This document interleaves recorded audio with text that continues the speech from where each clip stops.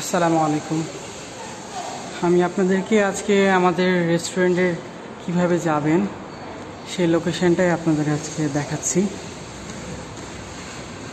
এটা হলো সানিওয়ান লি C2 subway station exit. সানিওয়ান লি C2 exit. এখান থেকে বের হওয়ার পরে সোজা হাঁটতে থাকবেন।